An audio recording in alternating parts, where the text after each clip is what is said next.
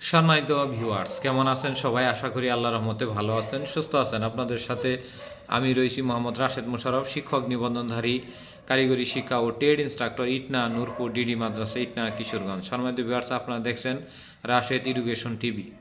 সম্মানিত ভিউয়ার্স, আজকের আলোচ্য বিষয় 19তম শিক্ষক নিবন্ধন 2025-এ নির্ভেজাল অনলাইন আবেদনে প্রার্থীদের করণীয়।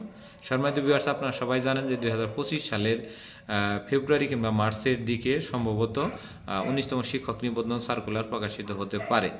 তো এই 19তম শিক্ষক নিবন্ধন সার্কুলারে যারা এইচএসসি পাস, ডিপ্লোমা পাস কিংবা অনার্স পাস কিংবা মাস্টার্স পাস কিংবা ডিগ্রি পাস কিংবা এইচএসসি সমমান পাস, যাদের বয়স 18 থেকে 35-এর মধ্যে রয়েছেন, তারা এই 19তম শিক্ষক নিবন্ধন সার্কুলারে আবেদন করতে পারবেন।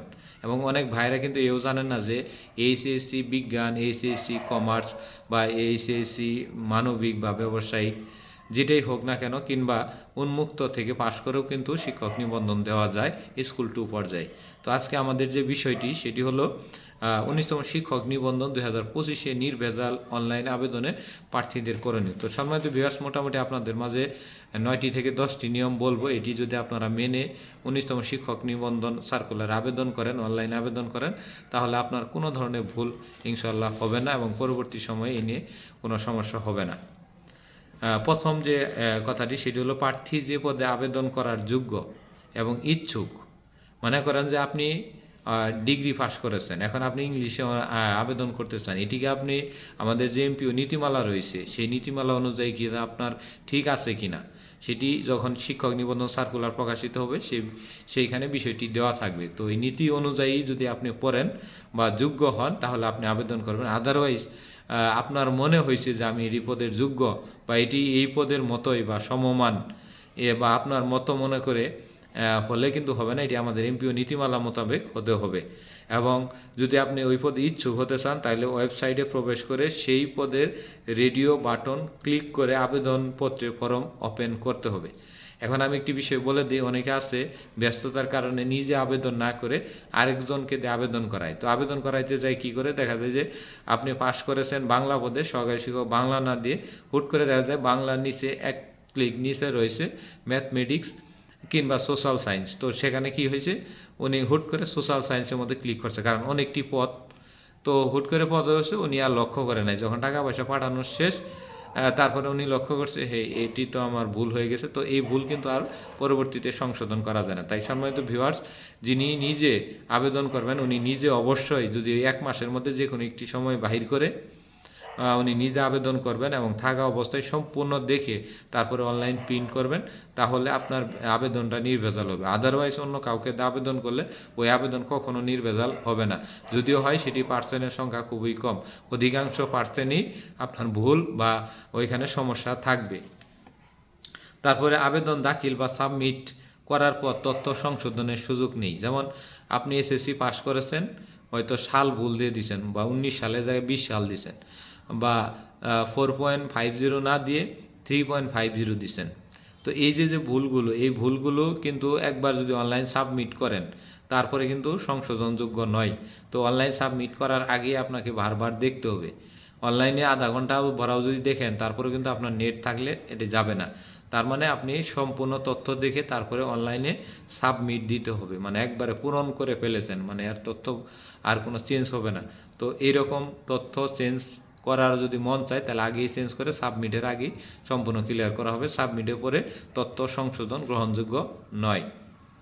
তারপরে কাম্য শিক্ষাগত যোগ্যতা কম থাকলে হবে না। অর্থাৎ আপনি ভাবতেছেন যে আমি এই পদে আবেদন করলে আমার মোটামুটি যেই সেম সাবজেক্ট, যেমন আপনার ধরেন স্কুল এবং কলেজে অনেক সাবজেক্টগুলো রয়েছে, যেমন সহকারী মৌলবী যেহেতু আরবি সাবজেক্ট, আমার স্কুল আবার ইসলাম শিক্ষা এটিও আরবি সাবজেক্ট, দুইটি সেম এক। জি না, দুইটি সেম এক না, দুটির জন্য আলাদা শিক্ষাগত যোগ্যতা বা এমপিও নীতিমালা অনুযায়ী বলা রয়েছে, ওই বলা অনুযায়ী আপনাকে আবেদন করতে হবে। এখন আপনাকে সেইখানে যে নম্বরগুলো চাইছে 300 নম্বরের বা 400 নম্বরে এটা থাকতে হবে, বা গণিত থাকতে হবে, বা ইংরেজি থাকতে হবে, বা পদার্থ থাকতে হবে, বা রসায়ন থাকতে হবে, এটি অবশ্যই আপনাকে নিজে পড়ে তারপরে আপনাকে আবেদন করতে হবে। তারপরে প্রার্থীর নিজের নাম, পিতার নাম, মাতার নাম এবং এসএসসি অথবা সমমান পাশের সনদে যেরূপ উল্লেখ রয়েছে অনলাইন আবেদনে ঠিক একই রকম হতে হবে। অর্থাৎ আপনার যদি এসএসসি সনদ যেভাবে আছে ঠিক আপনি ওইভাবে আবেদন করবেন। না হলে কী হবে, আপনি যখন অনলাইন আবেদনটা করলেন ওইটা ভুল হয়ে গেলে তখন আপনার কিন্তু নিবন্ধন যে সনদটি, সনদের মধ্যে নাম্বার ভুল হবে। পরবর্তীতে এই ভুলটি আবার অনলাইন সার্চ দিয়ে আপনার দীর্ঘ সময়, প্রায় 3 মাসের মতো সময় লাগে এই অনলাইনে এটি আপনার ভুল সংশোধনের জন্য এনটিআরসি কর্তৃপক্ষ বরাবর আবেদন করে ঠিক করা লাগে, যেটি অত্যন্ত সময় সাপেক্ষ এবং এটা একটি বিভ্রান্তিকর। তো এই বিষয়টি করা যাবে না, যে জন্যে আপনার এসএসসি পাসের সনদ এবং সেখানে পিতার নাম, ধরেন আপনার এসএসসি সনদ ভুল রয়েছে তাহলে সমস্যা নেই, সেক্ষেত্রে ইন্টার পাসের সনদে যেটি সঠিক রয়েছে সেটি দিয়ে আপনি আবেদন করবেন, পরবর্তী এসএসসি সনদটি সংশোধন করে নেবেন। যে অনলাইনে যেভাবে উল্লেখ করা আছে ঠিক একই রূপভাবে নিজের নাম, পিতার নাম, মাতার নাম লিখতে হবে। ধরুন আপনার পিতার আইডিতে আপনার নামটা বা অন্য কোনোভাবে আপনার আইডির নামের সাথে পিতার নামের আইডির 2-1 অক্ষর মিল নাই, এক্ষেত্রে সমস্যা নাই। আপনার যে এসএসসি পাস বা ইন্টার পাস সনদে যেভাবে দেওয়া আছে আপনার নাম, তারপর আপনার পিতার নাম এবং আপনার মাতার নাম এবং বার্থ অফ ডেট যেভাবে দেওয়া আছে ঠিক সেমই দিতে হবে, আর বাইরে দেওয়া যাবে না।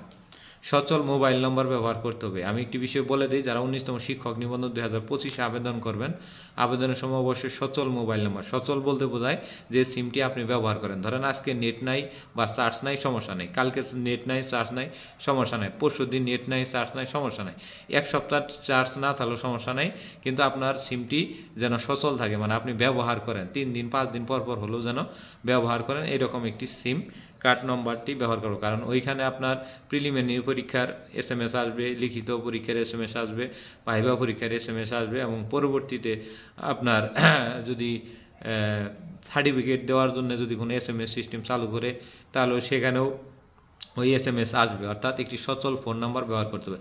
আর নিজের নাম্বারই যে দিতে হবে এরকম না, সেক্ষেত্রে আপনার বাবা অথবা মার নাম্বারও দিতে পারবেন, বা বোনের নম্বরও দিতে পারবেন, বা রিলেটিভ কারো নম্বরও দিতে পারেন, তবে অবশ্যই নম্বরটি যেন সচল থাকে।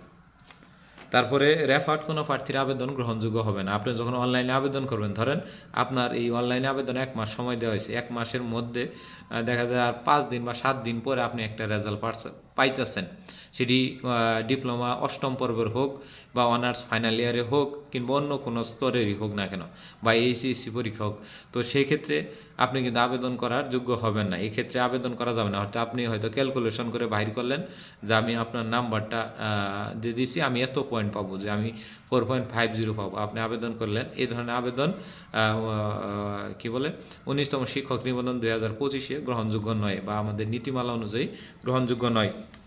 অনলাইন আবেদনে প্রিলিমিনারি টেস্ট কোথায় দিবেন সেটা লক্ষ্য রাখতে হবে। সম্মানিত ভিউয়ার্স, আপনারা সবাই জানেন যে প্রায় 23টি জেলায় প্রিলিমিনারি পরীক্ষা বা এমসিকিউ পরীক্ষা দেওয়া যায়, বা রিটেন যেটা আমরা টিক চিহ্ন পরীক্ষা দেওয়া যায়, যেটি 100 মার্কে টিক চিহ্ন হবে, বাংলা 25, ইংরেজি 25, গণিত 25 এবং সাধারণ জ্ঞান 25।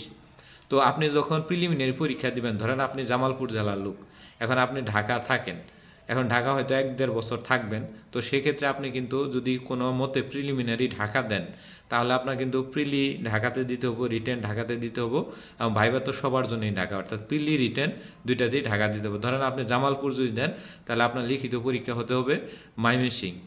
এই ক্ষেত্রে আপনার প্রিলি দেওয়ার পরে কোনো কারণে ঢাকা থেকে এসে বললেন, তখন ভাবলেন যে আমার জামালপুর যেহেতু কেন্দ্র রয়েছে আমি জামালপুর পরীক্ষা দেবো, এই ক্ষেত্রে প্রিলি কেন্দ্র চেঞ্জ করার কোনো সুযোগ নেই। তাই প্রিলিমিনারি কেন্দ্র দেওয়ার সময় অবশ্যই সাবধানতা অবলম্বন করবেন, অর্থাৎ আপনি যে কেন্দ্র সিলেক্ট করবেন প্রিলি, সেই কেন্দ্রেই আপনাকে কিন্তু পরীক্ষা দিতে হবে।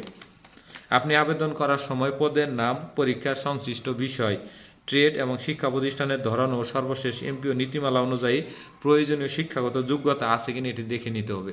সেক্ষেত্রে আমি আপনাকে বলি, যেমন অনেকেই রয়েছেন যারা সহকারী শিক্ষক বাংলা পদে আবেদন করবেন, করার পরে যাই দেখলেন যে তার সনদটা আয় পড়ছে ভোকেশনাল, অর্থাৎ উনি এসএসসি ভোকেশনালের শিক্ষক হতে পারবেন, সহকারী শিক্ষক বাংলা, কিন্তু উনি চাইছিলেন যে জেনারেল স্কুলের, অর্থাৎ স্কুল অ্যান্ড কলেজ বা মাদ্রাসার সহকারী শিক্ষক বাংলা পড়াবেন। তাহলে আবেদনের ক্ষেত্রে একই পরীক্ষা দেওয়ার পরেও উনি স্কুলে আসতে পারতেছেন না, কারণ কি, ওনার সনদে লেখা ভোকেশনাল লেখা আছে। এখন ভোকেশনাল যে সনদে লেখা, এখানে কিন্তু আপনি যখন আবেদন করছেন তখন কিন্তু লেখা থাকবে মাধ্যমিক ও উচ্চ শিক্ষা অধিদপ্তর, তারপরে মাদ্রাসা শিক্ষা অধিদপ্তর, তারপরে হলো ভোকেশনাল বা এসএসসি ভোকেশনাল বা দাখিল ভোকেশনাল ইনস্টিটিউট। তাহলে এখন যদি 3টা থাকে ওই ক্ষেত্রে আপনি আবেদন করবেন না, আপনি যেখানে ভোকেশনাল বা মাদ্রাসা নাই সেইখানে আবেদন করেন, তাহলে সেক্ষেত্রে আপনার জন্য ভালো হবে।